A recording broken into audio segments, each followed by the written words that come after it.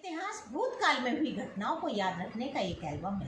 कभी कभी ऐसी घटनाएं घट जाती हैं जिसके बारे में विश्वास करना बहुत मुश्किल होता है। ऐसे ही एक घटना अक्टूबर के महीने 1582 में की लोगों की जिंदगी से 11 दिन एकदम से गायब कर दिए गए। यह घटना है 4 अक्टूबर 1582 की। सभी लोग रात को सभी सोए थे और जब उनकी नींद खुली तब तारीख थी 15 अक्टूबर 1582। सभी आश्चर्यचकित थे। क्या वो सभी लोग 11 दिन 11 रात तक सोते रहे? यह ईश्वर के द्वारा कोई एक घटना है। इसका क्या कारण है? नमस्कार साथियों, आज मैं आपको इस घटना के बारे में बताती हूँ। यह घटना हमारे जूलियन कैलेंडर की है, जिसको कि आज सारा विश्व मानता है। और हम सभी जानते हैं कि जूलियन कैलेंडर की स्थापना 45वीं ईस्वी पूर्व में की गई थी और हर साल की लंबाई 365.25 दिन नापी गई थी और हर 4 साल में एक लीप ईयर जोड़ दिया जाता था। लेकिन वास्तव में यह सौर वर्ष 365.2422 दिन का होता है। मतलब जूलियन कैलेंडर हर साल 11 मिनट 14 सेकंड आगे था और ये छोटी सी गलती हर साल जमा होती गई और जिसका 16वीं सदी तक पहुंचने पर जूलियन कैलेंडर में 10 दिन की गड़बड़ी हो चुकी थी। इसका पता ईसाई धर्म के त्यौहार की वजह से मालूम चला, क्योंकि ईस्टर का त्यौहार इस स्प्रिंग इक्विनॉक्स के अनुसार तय होता था, जो कि अब खिसकने लगा था। पहले मैं आपको स्प्रिंग इक्विनॉक्स के बारे में बताना चाहूँगी। यह एक खगोलीय घटना है जो कि सूर्य और पृथ्वी के परिक्रमा के ऊपर निर्भर करता है।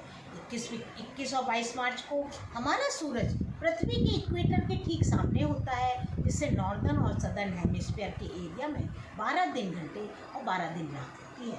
इसके बाद हमारा सूरज नॉर्दर्न हेमिस्फीयर की तरफ बढ़ने लगता है।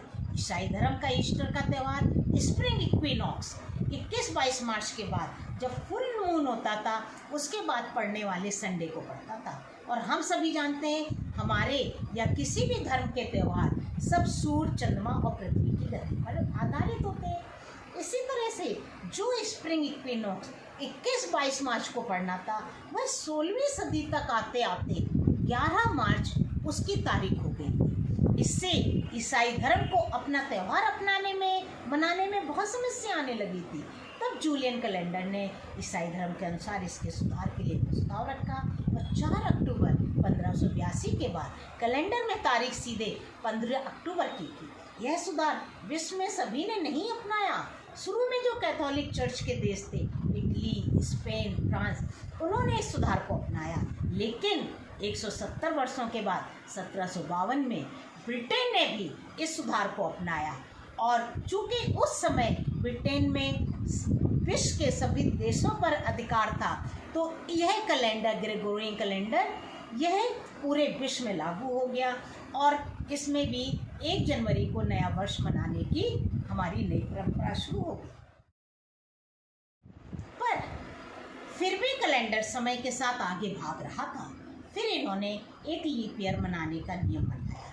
वह था कि जो वर्ष 4 या 400 से डिवाइड होंगे उनको लीप ईयर माना जाएगा और जो वर्ष 100 से डिवाइड होंगे उनको लीप ईयर नहीं माना जाएगा। जैसे कि 1700, 1800, 1900, 2100। लेकिन अभी भी इस ग्रेगोरियन कैलेंडर में एक बहुत छोटी सी गड़बड़ी है।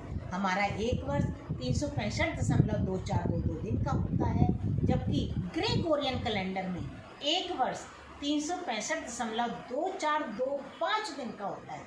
अर्थात एक वर्ष में 0.0003 का अंतर है।